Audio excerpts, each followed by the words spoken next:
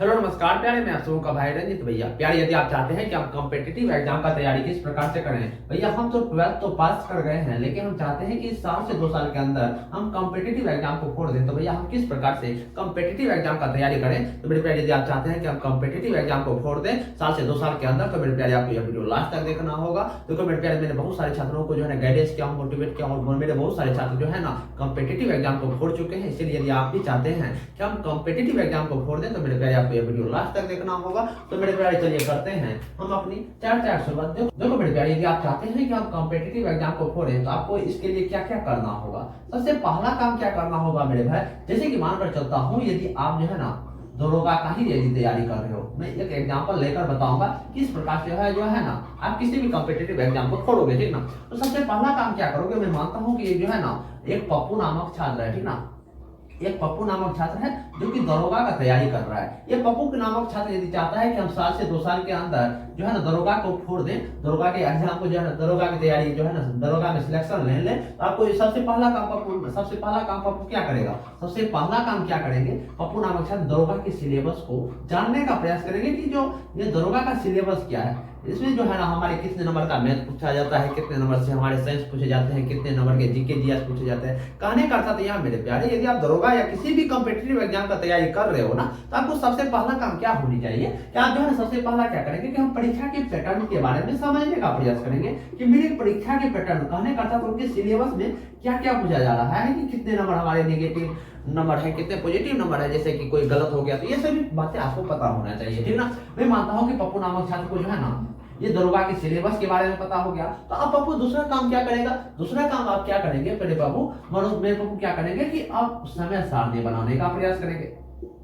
यदि वो समय सारणी अच्छा से बना लिया, देखो मेरे प्यारे, यदि आप समय सारणी बनाओगे ना, तो कम से कम देखो, मैं आपको एक समय सारणी तो नहीं दे सकता, क्योंकि आपको जो है ना अलग अलग समय में कह सकते हो कि आपको फुर्सत होगा, समय होगा पढ़ाई करने का। इसीलिए मैं कहना चाहूंगा कि समय सारणी आप इस प्रकार से बनाओ ना, जब भी आप फुर्सत नहीं हो, कहने का अर्थात जब भी आप जो है ना आपको कोई भी काम ना हो, कम से कम यदि आप दरोगा के जैसे मानकर चलता हो तैयारी करते हो, या किसी भी कॉम्पिटिटिव एग्जाम का तैयारी करोगे ना, तो कम से कम जो है ना 8 से 10 घंटा का जो है ना पढ़ाई का एक समय सारणी क्रिएट करोगे। देखो मैं आपको यह बताना चाह रहा हूँ कि ये जो 8 से 10 घंटा में जो आपको हर एक सब्जेक्ट पर समय देना होगा, ठीक ना। यदि आप कॉम्पिटिटिव एग्जाम को फोड़ना चाहते हो साल से 2 साल के अंदर, तो आप सबसे पहला काम आपने क्या क्या सिलेबस के बारे में जाना, दूसरा काम एक समय सारणी बना लिया, एक ऐसा समय सारणी जो कि 8 से 10 घंटा का था। तो आप तीसरा काम क्या करोगे कि पॉजिटिव माइंडसेट भी बनाओगे। देखो आप बहुत ही बड़े कॉम्पिटिटिव एग्जाम का तैयारी कर रहे हो, जिस लेवल का तैयारी कर रहे हो, देखो हर एक कह सकते हो कि जो नौकरी जो है ना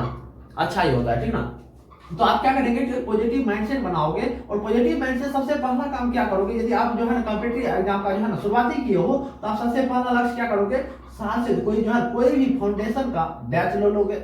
बैच लेने के बाद आप क्या करोगे कि साल से 2 साल के बाद अपने सिलेबस को कंप्लीट करने का प्रयास करोगे, तभी आप जो है ना किसी भी एग्जाम में दौड़ने का प्रयास करोगे। ये नहीं कि जो है ना हम 12th तो पास कर गए, हम जो है दरोगा का भर दिए, मतलब दरोगा ही नहीं, मैं किसी भी एग्जाम के बारे में मैं बात कर रहा हूँ, ठीक ना। मैं आपको यह बताना चाह रहा हूँ कि आप जब जिस भी परीक्षा का देना चाह रहे हो ना, उनके आप सिलेबस के बारे में जानो, उनके सिलेबस को कंप्लीट करने का प्रयास करोगे, तभी आप जो है किसी भी कह सकते हो कि रण क्षेत्र में कूदने का प्रयास करोगे, ठीक ना। तो मैंने क्या क्या बताया, मैंने यह बताया एक पप्पू नामक छात्र था जो कि दरोगा का तो तैयारी करना चाह रहा था। इन्होंने सबसे पहला काम क्या करेगा, सिलेबस के बारे में जानेगा। सिलेबस के बारे में जानने के बाद क्या करेगा, एक समय सारणी बनाएगा। समय सारणी बनाने के बाद वो क्या करेगा, एक पॉजिटिव माइंडसेट बनाएगा। पॉजिटिव माइंडसेट बनाने के बाद और क्या करेगा, उनके पास टाइम मैनेजमेंट अभी ये से होना चाहिए।